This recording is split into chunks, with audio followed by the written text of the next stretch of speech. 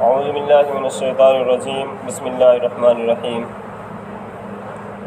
الحمد للہ رب العالمین الرحمن الرحیم۔ اعوذ باللہ کا ترجمہ اعوذ باللہ، اعوذ کہ میں پناہ چاہتا ہوں، باللہ اللہ کی، من الشیطان شیطان سے، رجیم جو مردود ہے۔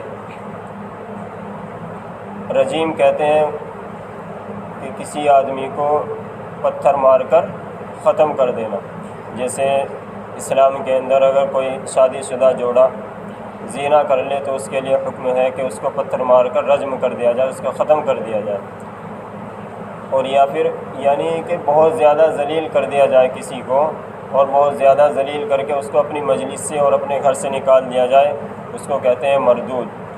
تو شیطان کو اللہ تبارک و تعالیٰ نے اپنے دربار سے اور جنت سے نکالا اور اپنے مقرب ہونے سے اس کو نکالا ہے، تو اس کے لیے مردود ہونا ہے۔ اعوذ باللہ من الشیطان الرجیم کہ میں پناہ چاہتا ہوں کہ جو بھی آدمی قرآن کریم کی تلاوت کرے شروع میں، جیسے عام طور پر نماز پڑھتے ہیں تو اس میں آدمی کو چاہیے کہ وہ شروع میں اعوذ باللہ پڑھے اور پھر بسم اللہ پڑھے، پھر اس کے بعد سورہ فاتحہ پڑھے پہلی رکعت میں، اور اگر دوسری رکعت میں جب وہ قرات پڑھے گا تو اب وہ صرف بسم اللہ سے شروع کرے گا، اعوذ باللہ نہیں پڑھے گا۔ قرآن کریم کے اندر ہے فَإِذَا قُرِئَ الْقُرْآنُ فَاسْتَعِذْ بِاللَّهِ مِنَ الشَّيْطَانِ الرَّجِيمِ کہ جب تم قرآن کریم پڑھو تو شیطان کی پناہ چالو، استعذ باللہ کہ اللہ تبارک و تعالیٰ سے شیطان کی پناہ چالو تاکہ تم اس کو پڑھتے ہوئے بھٹکو نہیں۔ آگے بسم اللہ الرحمن الرحیم، شروع اللہ کے نام سے جو بڑا مہربان نہایت رحم والا ہے۔ الرحمن اور الرحیم کے بارے میں بات ہو چکی۔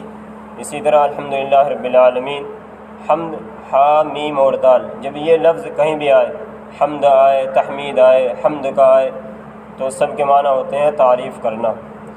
اب اس کے لیے آتا ہے کوئی نہ کوئی لفظ کہ کس کی تعریف کر رہے ہیں تو پھر اس کے لیے وہ لفظ لانا پڑتا ہے، جیسے الحمد کے ساتھ ہے للہ، تو ہم اللہ تعالیٰ کی تعریف کر رہے ہیں۔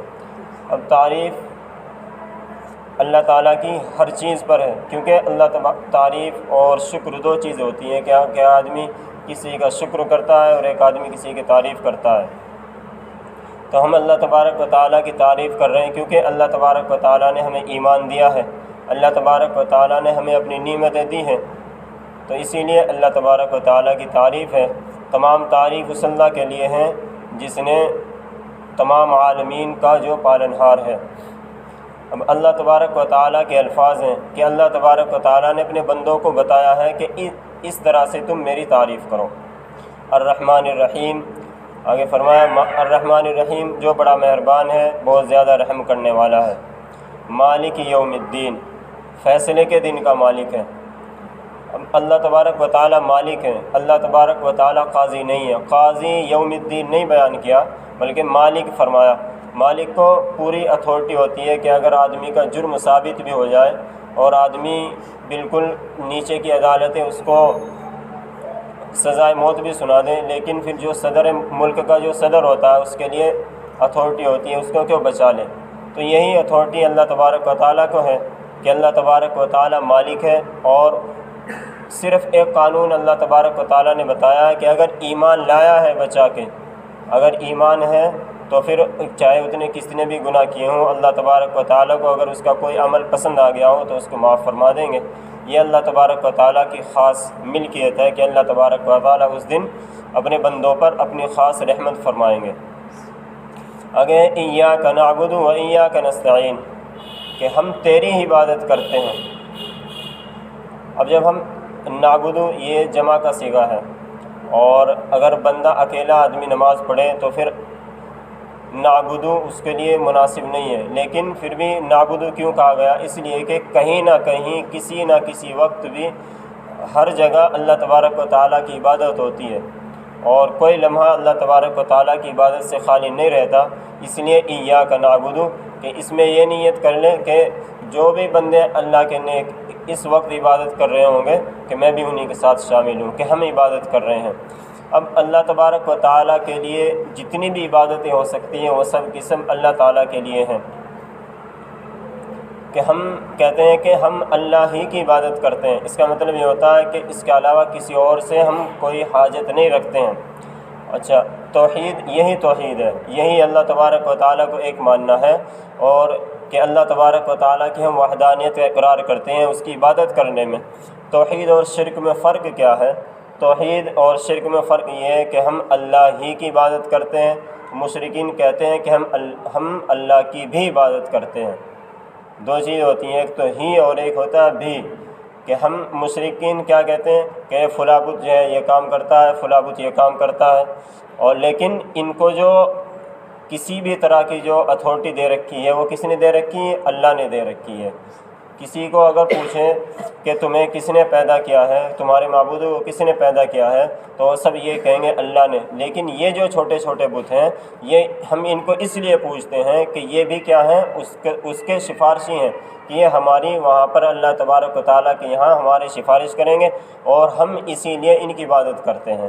تو مشرکین کہتے ہیں کہ ہم اللہ کو بھی مانتے ہیں اور ساتھ ساتھ میں ان بتوں کو بھی مانتے ہیں۔ جو آدمی کسی بھی چیز کی، کسی بھی طرح کا کسی سے کوئی چیز مانگ لے، ایسی چیز جس میں اسباب کی ضرورت نہ پڑتی ہو، ان چیزوں کا کسی دوسرے سے امید رکھنا یہ شرک ہے۔ اسباب کی جن چیزوں میں ضرورت نہ پڑتی ہو، مثال کے طور پر آدمی کسی مزار پر جائے اور وہاں جا کے کہنے لگ جائے کہ یہ مزار والے جو ہیں وہ ہماری مشکلوں کو دور کر دیں گے، یا ہماری اگر کسی پر اولاد نہیں ہوتی تو یہ اولاد دینے والے ہیں، یا ان کے ذریعے سے ملے گی، تو کیونکہ ان تمام چیزوں میں اللہ تبارک و تعالیٰ کا کسی کا محتاج نہیں ہے۔ اللہ تبارک و تعالیٰ نے ایسا کسی کو اختیار نہیں دے رکھا ہے کسی بھی چیز کا کہ کوئی آدمی اللہ تبارک و تعالیٰ کے حکم کے بغیر یا اللہ تبارک و تعالیٰ کے چاہے بغیر کوئی کام کر سکے۔ پھر بہت سے لوگ کہتے ہیں کہ جی نبیوں نے بہت سے معجزات دکھائے ہیں۔ معجزات دکھانا ایک الگ چیز ہے کہ وہ اللہ تبارک و تعالیٰ نے صرف، کیونکہ نبی کا اشارہ ہوتا ہے، لیکن اگر آدمی اپنا فعل کوئی کرے تو اس میں ڈرتا نہیں ہے۔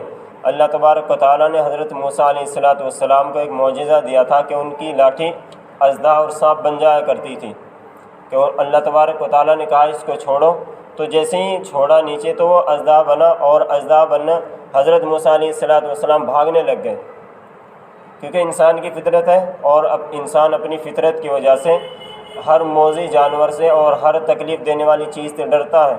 تو پھر اللہ تعالیٰ نے کہا کہ ڈرو نہیں، لا تخف، کہ آپ ڈرو نہیں، بلکہ آپ اس کو پکڑیں، سنعیدها سیرتها الاولی، کہ ہم اس کو پھر ایسے ہی دوبارہ اپنی حالت پر لوٹا دیں گے۔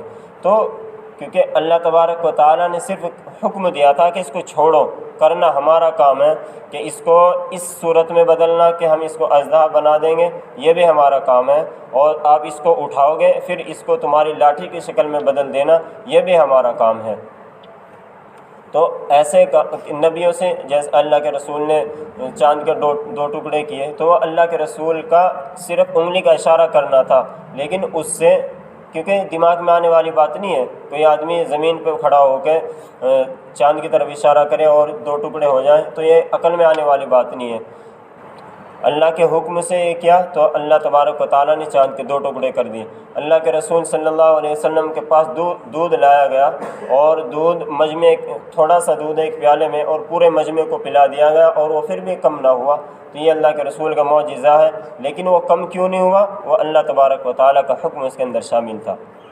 ایسے ہی وَإِيَّاكَ نَسْتَعِينُ، اب جب ہم جس کی عبادت کریں گے، جو بھی عبادت کریں گے، تو اسی سے کیا مانگی جائے گی؟ اسی سے مدد مانگی جائے گی۔ وَإِيَّاكَ نَسْتَعِينُ، اور آپ ہی سے ہم مدد چاہتے ہیں، ہر طرح کی مدد اللہ تبارک و تعالیٰ ہی سے ہے۔ کیونکہ قرآن کریم کی اس صورت میں 7 آیتیں ہیں۔ اللہ تبارک و تعالیٰ نے ان 7 آیتیں میں پہلے تو 3 بندے کے لیے ہیں، کہ اللہ تبارک و تعالیٰ کے لیے ہے کہ بندہ اللہ تبارک و تعالیٰ کی تعریف کرتا ہے، کہتا ہے تمام تعریف اللہ کے لیے ہے، جو رحمان ہے، رحیم ہے، جو فیصلے کے دن کا مالک ہے۔ ایاک نعبد، یہ ہے بندے کے لیے، کہ بندہ اپنی طرف سے کرتا ہے کہ ہم آپ کی عبادت کرتے ہیں، تو بندے کا کام ہے عبادت کرنا، اور وَإِيَّاكَ نَسْتَعِينُ، اور اللہ کا کام ہے بندے کی مدد کرنا۔ تو وَإِيَّاكَ نَسْتَعِينُ، یہ دونوں آدھی آیت، ایک حصہ بندے کے لیے ہے اور ایک حصہ اللہ تبارک و تعالیٰ کے لیے ہے۔ آگے ہم جب مانگتے ہیں اللہ تبارک و تعالیٰ سے، اللہ تعالیٰ نے بتایا ہے کہ مانگنا کیا ہے تمہیں، اہدنا الصراط المستقیم، کہ سیدھا راستہ، اعتدال والا راستہ۔ اعتدال والا راستہ یہ ہے، بہت سے لوگ کہتے ہیں کہ جی اللہ تبارک و تعالیٰ عرش پر ہے اور اللہ تعالیٰ ہر جگہ موجود نہیں ہے، تو یہ دونوں راستے سے ہٹ گئے۔ حالانکہ اللہ تبارک و تعالیٰ ہر جگہ موجود ہے، اور اللہ تبارک و تعالیٰ اپنی شان کے مطابق عرش پر ہے۔ کیسی اس کی شان ہے، کیسا ان کا عرش ہے، کیسا ان کا تخت ہے، وہ اللہ تبارک و تعالیٰ ہی جانتے ہیں۔ یا یہ کہا جائے کہ اللہ کے رسول صلی اللہ علیہ وسلم کہ ہر جگہ حاضر و ناظر ہیں، تو یہ بھی غلط بات ہے۔ یا یہ کہا جائے کہ اللہ کے رسول صلی اللہ علیہ وسلم اپنے روضے پر بھی نہیں سنتے ہیں، تو یہ بھی غلط بات ہے۔ حدیث کے اندر آتا ہے کہ اللہ کے رسول صلی اللہ علیہ وسلم کے روضے پر جب سلام اور درود پڑھا جائے تو اللہ کے رسول اس کو خود سنتے ہیں، اور جب اللہ کے رسول پر کہیں دور سے درود پڑھا جائے تو فرشتے کے ذریعے سے ان تک پہنچایا جاتا ہے۔ تو یہ اعتدال والا راستہ ہے، یہ سیدھا راستہ ہے۔ اہدی یعنی چلا ہم کو، صراط راستہ، مستقیم سیدھا، کہ ہمیں چلا، ہمیں گائیڈ کر سیدھے راستے پر۔ یعنی ہم یہ نہیں کہتے، راستہ بتانے کے دو طریقے ہوتے ہیں۔ ایک تو آدمی یہ کہہ دے کہ یہ ہمیں فلاں جگہ جانا ہے، کہ یہ فلاں راستہ ہو، آپ اس پہ چلے جاؤ۔ ایک اس کو کہتے ہیں عربی میں اراۃ الطریق، کے راستہ دکھا دینا۔ اسی کو اللہ تبارک و تعالیٰ نے سورہ بلد میں فرمایا وَهَدَيْنَاهُ النَّجْدَيْنِ، کہ ہم نے انسانوں کو دو راستے دکھا دیے۔ وہ دو راستے کیا ہیں؟ کہ برائی کا راستہ بھی ہے اور ہدایت کا راستہ بھی ہے۔ اب اختیار کرنا تمہارا کام ہے کہ تمہیں چلنا کس پر ہے۔ اب بیان کیا ہے کہ سیدھا راستہ، کہ ایک ہوتا ہے اراۃ الطریق، کہ آدمی راستہ دکھا دے کہ بھئی یہ قرآن والا راستہ ہے اور یہ حدیث والا راستہ ہے، اور ایک ہے کہ اس کو ایسے لوگوں کے ساتھ ملا دے اللہ تبارک و تعالیٰ کہ یہ لوگ بالکل سیدھے اسی راستے پر جائیں گے جو اللہ تبارک و تعالیٰ نے منزل مقصود متعین فرمائی ہے۔ کہ اہدنا الصراط المستقیم، اس کو کہتے ہیں ایصال الی المطلوب، کہ مطلوب تک، جہاں تک ہمیں پہنچنا ہے، یعنی ہماری منزل کہاں ہے؟ جنت ہے، کہ جنت تک پہنچنا ہے تو وہاں تک کہ ہمیں اس پر پہنچا دیں۔ اسی کو اللہ تبارک و تعالیٰ نے بیان کیا ہے کہ جب دنیا میں رہتے ہوئے یہ دعا کرنی چاہیے کہ اللہ ہمیں سیدھے راستے پر استقامت عطا فرما، سیدھے راستے پر ہمیں مضبوطی عطا فرما۔ آگے فرمایا صراط الذین انعمت علیہم، یہ آیت ذرا غور کرنے کی ہے کہ صراط الذین انعمت علیہم، کہ ان لوگوں کا راستہ جن پر آپ نے انعام کیا ہے۔ ایک دوسری جگہ پر 4 طرح کے لوگوں کا ذکر بیان کیا ہے اللہ تبارک و تعالیٰ نے، کہ 4 طرح کے ایسے لوگ ہیں جن پر اللہ تبارک و تعالیٰ نے انعام کیا ہے۔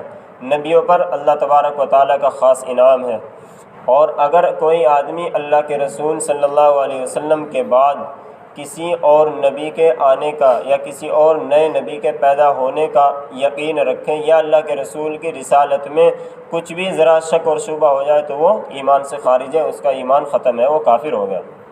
تو مرزائی جو ہے وہ اللہ کے رسول کی اس آیت سے کہ وہ نبیوں کو نہیں مانتے، اللہ کے رسول کو نہیں مانتے، انہوں نے مرزا کو نبی مان لیا، تو اسی لیے وہ اس سے نکل گئے کہ اولئک الذین انعم اللہ علیہم من النبیین، کہ نبیوں پر اللہ تبارک و تعالیٰ کا انعام تھا، اور انہی کے پیچھے ہمیں چلنا ہے۔ دوسرے ہیں والصدیقین، صدیقین ان لوگوں کو کہا جاتا ہے کہ آپ ایسے لوگوں کے ساتھ چلیں آپ کہ جن کا قول اور جن کا فعل، جن کا کام اور جن کی بات دونوں ایک ہو، کہ جن کے دل میں کچھ اور زبان پر کچھ، ایسے لوگوں کی بات نہ مانی جائے، بلکہ ایسے لوگوں کو پس پشت ڈال دیا جائے۔ بلکہ ایسے لوگوں کے بارے میں تو منافق بیان کیا گیا ہے کہ ایسے لوگ تو منافق ہیں کہ جن کے دل میں کچھ ہے اور زبان پر کچھ ہے، کہ ایسے لوگوں کے ساتھ چلا جائے کہ جو صدیقین ہیں، شہداء، اور تیسری بات بیان کی والشہداء، اور تیسرے لوگ وہ ہیں جو اللہ تبارک و تعالیٰ کے دین کے لیے مرنے مٹنے کا جذبہ رکھتے ہیں، اور اسی پر وہ کیا ہو گئے؟ چلے گئے، اللہ تبارک و تعالیٰ کے راہ میں وہ قربان ہو گئے، تو ایسے لوگوں کے پیچھے بھی چلا جائے۔ تیسری بات ہے کہ عام مومنین جو نیک مومن ہیں، جن کی عادتیں اور خصلتیں دین کے مطابق ہیں، وہ اس درجے تک تو نہیں ہے کہ وہ صدیقین اور شہداء کے درجے کو پہنچ جائے، لیکن وہ عام مومن ہیں اور نیک ہیں، تو ان کے پیچھے چلا جائے، والصالحین، اور نیک لوگوں کے پیچھے چلا جائے۔ اسی لیے علماء کرام نے لکھا ہے، اور یا جو بھی آدمی قرآن کریم یا حدیث رسول کو بیان کرے تو اس کا تعلق اللہ کے رسول صلی اللہ علیہ وسلم سے ہوتا ہے، کسی بھی ایک لمحہ کے لیے اس کا تعلق اللہ کے رسول سے ختم نہیں ہوتا ہے۔ کوئی بھی عالم ہے جو کوئی عالم قرآن کی تفسیر بیان کرے تو اس کا، کیونکہ اس نے اپنے استاد سے، اس نے اس کے استاد سے، تو اسی طرح یہ لڑی جڑتی چلی جاتی ہے اللہ کے رسول تک۔ تو اسی لیے اللہ تبارک و تعالیٰ نے بیان کیا کہ ایسے لوگوں کے پیچھے چلا جائے کہ جن پر اللہ تبارک و تعالیٰ نے انعام فرمایا ہے، اور وہ کون لوگ ہیں کہ وہ صدیقین ہیں، شہداء ہیں اور صالحین ہیں، نیک لوگ ہیں۔ آگے بیان کیا کہ غیر المغضوب علیہم، کہ ان لوگوں کے راستے پر نہ چلا کہ جن پر آپ نے غصہ کیا ہے، ولا ضالین، اور نہ گمراہوں کے راستے پر۔ مغضوب یہود و نصارہ اور ضالین عیسائی۔ یہود مغضوب ہیں اور نصارہ ضالین ہیں، گمراہ ہیں، راستے سے بھٹکے ہوئے ہیں۔ مغضوب اس کو کہتے ہیں کہ جس پر اس کو علم تو ہو، ان کو علم تو ہے، ان کے پاس تورات ہے اور ان کے پاس اللہ کے رسول صلی اللہ علیہ وسلم کے بارے میں پوری جانکاری ہے، دین اسلام کے بارے میں پوری جانکاری ہے، لیکن ہٹ دھرمی اور ضد کی وجہ سے وہ اللہ کے رسول اور دین اسلام کو نہیں مانتے، تو ان پر اللہ تبارک و تعالیٰ کا سخت غصہ ہے، اور اللہ تبارک و تعالیٰ نے ان پر لعنت فرمائی ہے۔ حضرت داؤد علیہ السلام کے زبان کے ذریعے سے ان پر لعنت فرمائی گئی ہے۔ اور ولا ضالین، اور نہ گمراہوں کا راستہ، کیونکہ ان لوگوں کے پاس علم تو تھا، اس کو ختم کر دیا۔ انہوں نے اپنی کتاب انجیل کی بالکل ایسی تحریف کر دی کہ جیسی تو یہود و نصارہ نے یہودیوں نے اپنی تورات کے اندر بھی تحریف نہیں کی، کہ ان لوگوں کو بالکل اپنے جو صحیح راستہ تھا اسی سے بھٹک گئے، اسی کو جاننے کے لیے تیار نہیں ہے، حالانکہ ان کی تورات کے اندر اور ان کی انجیل کے اندر جو احکامات اللہ کے رسول پر اتارے گئے ہیں تو تقریباً وہی ملتے جلتے احکامات تھے، لیکن ان لوگوں نے ان کو نہیں مانا، اور اللہ تبارک و تعالیٰ نے ان پر غصہ کیا اور یہ گمراہ ہو گئے۔ اللہ تعالیٰ نے دو راستے بتا دیے ہیں کہ انعام یافتہ لوگوں کا، جن پر اللہ تعالیٰ نے انعام کیا ہے، اور یہ تو مانگنا ہے کہ ہمیں مانگنا یہ ہے کہ اللہ تبارک و تعالیٰ ہمیں ایسے لوگوں کے پیچھے چلا، ایسے، کیونکہ آدمی کی فطرت ہے۔ حالانکہ اللہ تبارک و تعالیٰ یہاں یہ بھی کہہ سکتے تھے صراط القرآن، کہ قرآن کا راستہ، صراط الحدیث، حدیث کا راستہ، یہ بھی کہہ سکتے تھے۔ حالانکہ جو آدمی شریعت کا متبع ہوگا، جو آدمی شریعت پر چلنے والا ہوگا، تو ظاہر بات ہے قرآن کریم پر عمل کرتا ہوگا۔ انسانوں کی فطرت ہے کہ وہ، حالانکہ ہمارے پاس قرآن ہے، احادیث ہے، لیکن ان پر ہمارا چلنا دشوار ہے۔ جب تک کہ ہم کسی متبع شریعت کو جو سنت کے مطابق عمل کرتا ہو اس کو نہیں دیکھیں گے تو ہم چل نہیں پائیں گے۔ یہی فطرت ہے اور یہی ملت ہے۔ اسی لیے اللہ تبارک و تعالیٰ نے بیان کیا کہ ان لوگوں کے پیچھے چلا جائے جن پر اللہ تعالیٰ نے انعام کیا، اور اس سے پناہ مانگی جائے کہ آپ، کیونکہ انسان جب بالغ ہوتا ہے تو اس کو دنیا کے اندر دو طرح کے لوگ دکھتے ہیں، ایک اچھے لوگ اور ایک برے لوگ۔ کہ کچھ لوگوں کو دیکھا گا کہ شراب پی رہا ہے، کچھ لوگوں کو دیکھا گا کہ کسی اور برائی کے اندر مبتلا ہے، اور کچھ لوگ ایسے ہیں کہ وہ مسجدوں کو جا رہے ہیں، نمازیں پڑھ رہے ہیں، نیک کام کر رہے ہیں۔ تو جب آدمی اپنی فطرت کے اعتبار سے اس کو دیکھے گا تو پھر اس کو یہ دعا کرنی چاہیے کہ اللہ مجھے نیک لوگوں میں شامل فرما، اور مجھے انعام یافتہ لوگوں میں میرا شمار فرما، اور اسی پر مجھے استقامت عطا فرما، اور نہ کہ ان لوگوں پر جن پر آپ نے غصہ کیا، اور نہ گمراہوں کے راستے پر۔ آگے انشاءاللہ کل بیان کر دیا جائے گا، ایک دو مسئلہ اور ہے وہ بھی کل بتا دیا جائے گا۔ سبحان اللہ وبحمدہ، سبحانک اللہم وبحمدک، اشہد ان لا الہ الا انت، استغفرک واتوب الیک۔